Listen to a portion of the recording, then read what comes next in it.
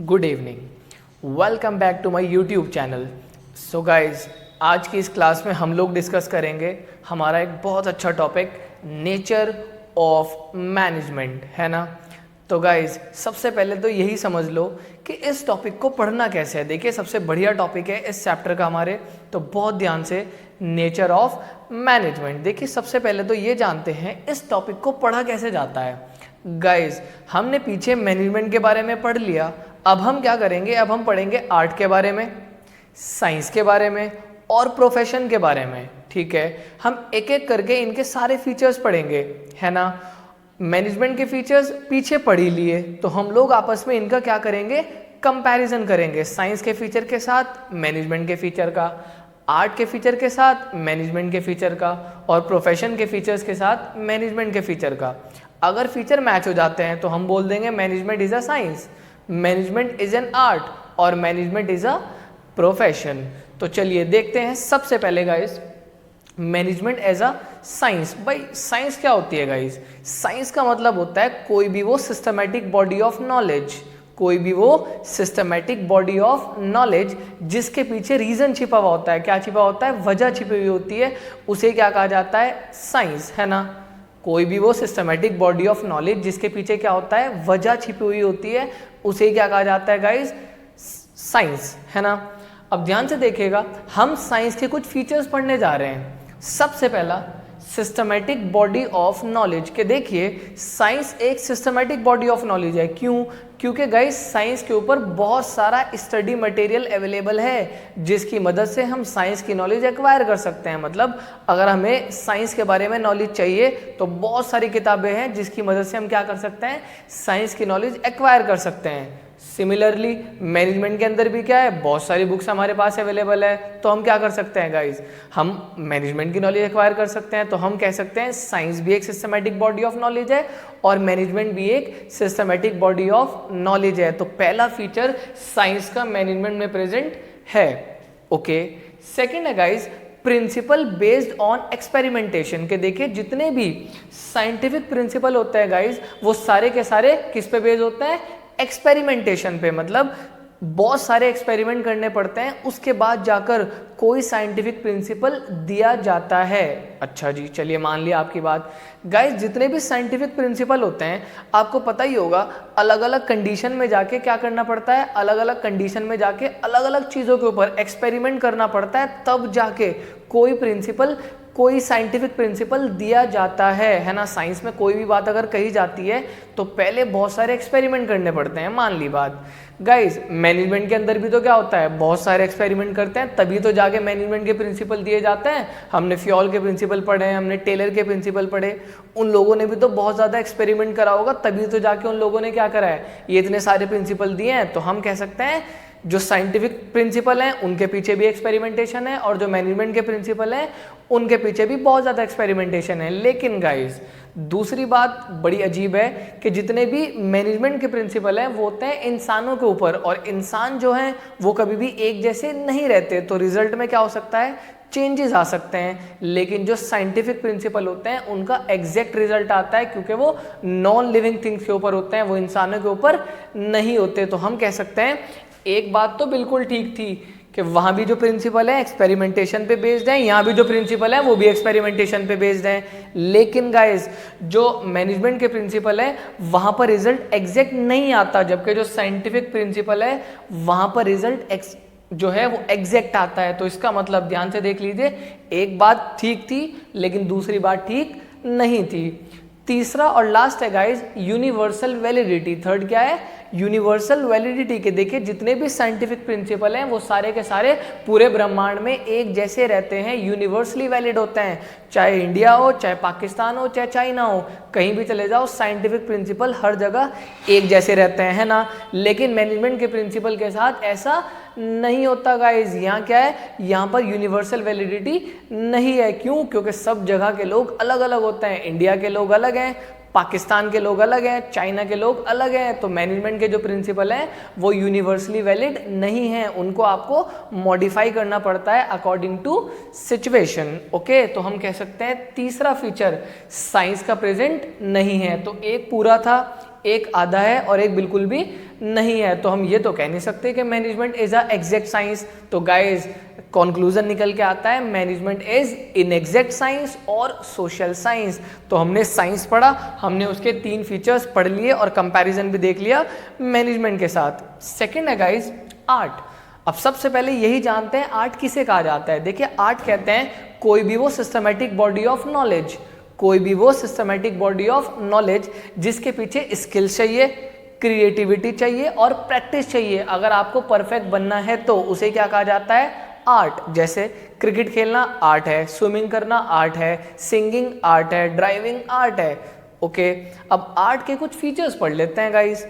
सबसे पहला existence of theoretical knowledge के देखिए आर्ट के अंदर थ्योरेटिकल नॉलेज एग्जिस्ट करती है जिसकी मदद से आप आर्ट की पूरी नॉलेज ले सकते हो। भाई म्यूजिक के ऊपर अपनी बहुत सारी किताबें हैं, क्रिकेट के ऊपर अपनी बहुत सारे नियम्स हैं, बहुत सारी किताबें हैं, आप जिसकी मदद से क्रिकेट की नॉलेज एक्वायर कर सकते हो। तो आर्ट के अंदर बहुत सारी नॉलेज अवेलेबल है, बहुत सारी बुक्स अवेलेबल है जिसकी मदद से हम आर्ट की नॉलेज एक्वायर कर सकते हैं। सिमिलरली गाइस बिल्कुल ऐसे ही मैनेजमेंट के अंदर भी बहुत सारी बुक्स अवेलेबल हैं जिसकी मदद से हम क्या कर सकते हैं, मैनेजमेंट की नॉलेज एक्वायर कर सकते हैं। तो ये वाला फीचर आर्ट का मैनेजमेंट में प्रेजेंट है।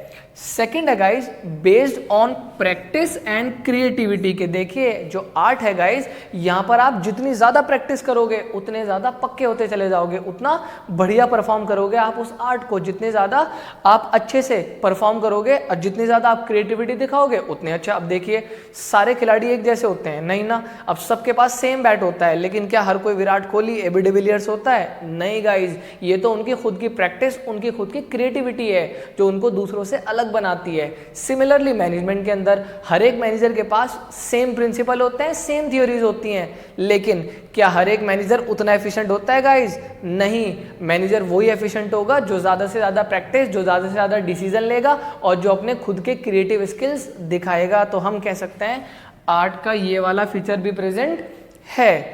तीसरा और लास्ट है गाइज पर्सनलाइज एप्लीकेशन के देखिए आर्ट के अंदर पर्सनलाइज एप्लीकेशन की जरूरत है। कैसे जरूरत है भाई? ऐसा सीन है देखिए हर एक के पास सेम थ्योरेटिकल नॉलेज होती है, सबके पास बुक सारी सेम है, लेकिन खुद के स्किल्स लगानी पड़ती हैं। वही बात है, सबके पास सेम बैट थोड़ी ही होता है भाई, बैट तो सबके पास सेम है लेकिन हर एक के पास खेलने की टेक्निक तो अलग अलग होती है।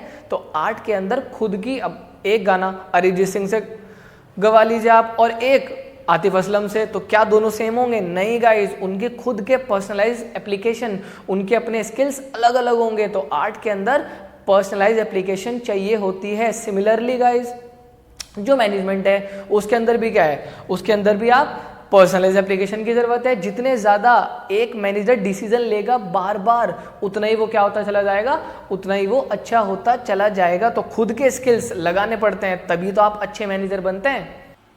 तो गाइज इसका मतलब आर्ट के तीनों फीचर मैनेजमेंट में प्रेजेंट हैं। तो हम कह सकते हैं मैनेजमेंट इज एन आर्ट। तो हम ये भी कह सकते हैं management is an art of getting the things done through others. Management क्या है? मैनेजमेंट एक कला है चीज़ों को दूसरों से करवाने की। तो अब तक हमने दो बातें पढ़ी, मैनेजमेंट इनएग्जैक्ट साइंस है क्योंकि उसके सारे फीचर प्रेजेंट नहीं थे, और दूसरा गाइज मैनेजमेंट एक आर्ट है क्योंकि उसके सारे के सारे फीचर प्रेजेंट हैं। तीसरा और लास्ट है गाइज प्रोफेशन। तो आपको पता ही होगा कोई भी वो ऑक्यूपेशन जिसके लिए स्पेशलाइज नॉलेज चाहिए और जहां पर जो एंट्री है वो रिस्ट्रिक्टेड होती है उसे क्या कहा जाता है?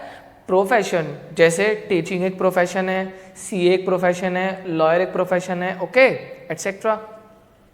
तो गाइज आज ये देखते हैं फीचर्स ऑफ प्रोफेशन। सबसे पहला well defined body of knowledge के देखिए प्रोफेशन एक well defined body of knowledge है। क्यों? क्योंकि यहाँ पर हमारे पास बहुत सारा स्टडी मटेरियल अवेलेबल है जिसकी मदद से हम क्या कर सकते हैं, प्रोफेशन की नॉलेज एक्वायर कर सकते हैं। सिमिलरली मैनेजमेंट के अंदर भी क्या है, हमारे पास बहुत सारा स्टडी मटेरियल अवेलेबल है तो हम मैनेजमेंट की नॉलेज एक्वायर कर सकते हैं। तो ये वाला फीचर तो प्रेजेंट है। सेकेंड है गाइज रिस्ट्रिक्टेड एंट्री के देखिए प्रोफेशन के अंदर कोई भी बंदा एंटर नहीं कर सकता, वहां पर एंट्री क्या है, रिस्ट्रिक्टेड है। अगर आपको किसी प्रोफेशन में जाना है तो आपको क्या करना पड़ता है, एग्जाम क्लियर करना पड़ता है, तब जाके आप उस प्रोफेशन में क्या करते हो, एंटर करते हो। जबकि मैनेजमेंट के अंदर ऐसा कोई सीन नहीं है, anyone can become a manager irrespective of his qualification. कोई भी बंदा एंटर कर सकता है। तो अभी तो ऐसा नहीं है, लेकिन आजकल क्या हो रहा है गाइस, आजकल कंपनी ऐसा मैनेजर रखती है जिसके पास क्या हो,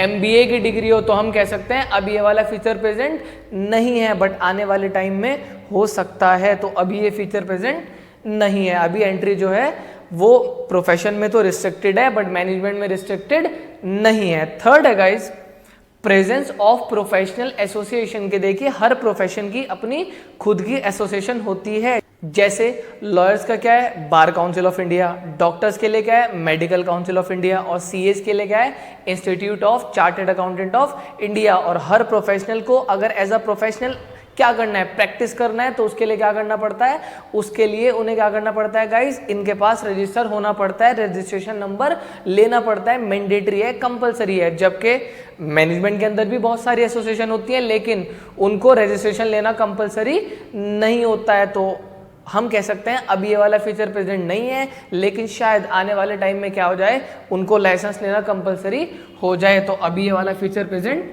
नहीं है।